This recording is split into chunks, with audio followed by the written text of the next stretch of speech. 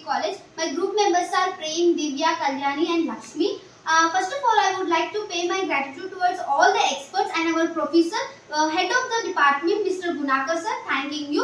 And well, going into the topic, spirulina for the next generation diet, experimental study as a fish feed. Spirulina, it is actually a multicellular filamentous body, but it will be producing a single cell protein which will be having many nutritional benefits in terms of production, nutrition, in environmental impacts and also the cost. Spirulina, it is a single cell protein which is having many nutritional benefits, and it is actually an ancient food but recently categorized on the basis of its single cell protein, and it is belonging to the family called Australaceae, and its scientific name is Orthosphaera plantaceus, and many nutritional benefits such that antioxidant, anti-diabetes, anti-allergic and iron supplements etc. And it also has some minerals, vitamins and also carotenoids etc. And further information is followed by Laxmi from B.Sc first year. So basically we are speaking about our main experiment concept.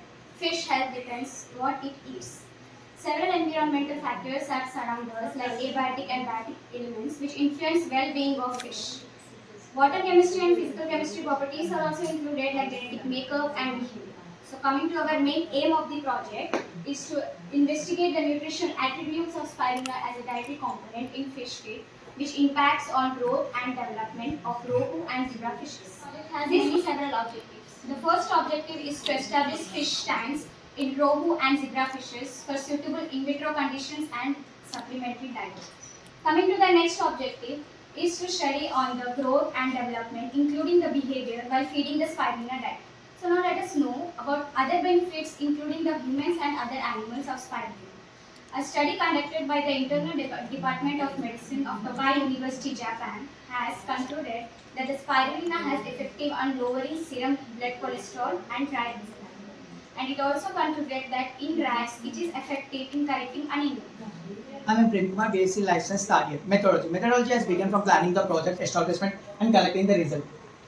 Fish tank housing. Fish tank housing has conducted by the 3 liters of aquarium for zebra and another 18 liters of tank for Liabio rohita fishes. The tank has been named for control and experiment. Water quality. Water quality has been changed and checked with the parameters regularly. The parameters like pH, temperature and water color.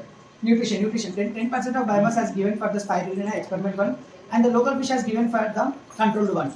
Biosafety. Hygienic methods were taken to prevent the accumulation of waste product that is toxic to prevent the pathogens and toxicity.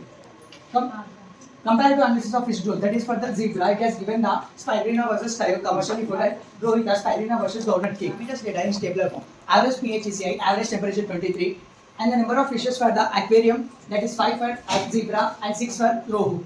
The food I have given in the spirulina and experiment 1 and the commercial food for the control feeding.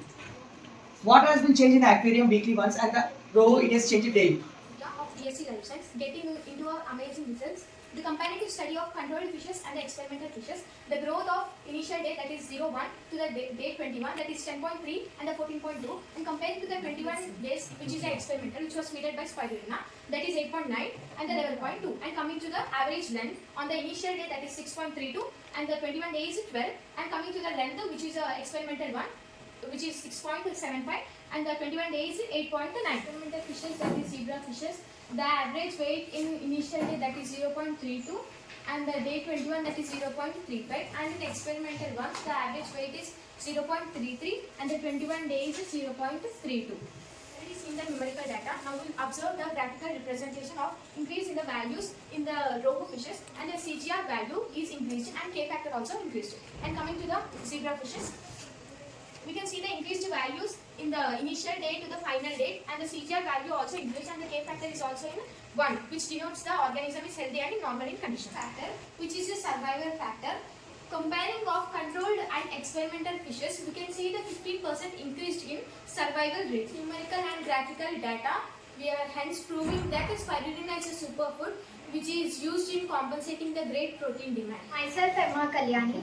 Conclusion. Spirulina has considerably potential differences, especially in a small scale crop, for nutritional enhancement, livelihood development, and environmental mitigations. In particular, the production and use of spirulina has many advantages. It provides an easy digestible with high level of protein, beta-carotene, vitamin B12, and many rare minerals and fatty acids, lambda-linolenic acid. In addition, it has no negative culture or religious issues associated with its consumption. The production occupies a small-scale environmental footprints with considerable efficiency in terms of water usage, land occupation, and energy consumptions with traditional terrestrial crops. The production is suitable for saline and alkaline conditions where there are often unfavorable. Suggestions. International organisms working with spirulina should consider preparing a practical guide for small-scale productions. Small-scale spirulina productions are oriented towards nutritional supplements in widespread in rural and urban areas where there are poor and inadequate food and other livestock feed supplements. Thank you.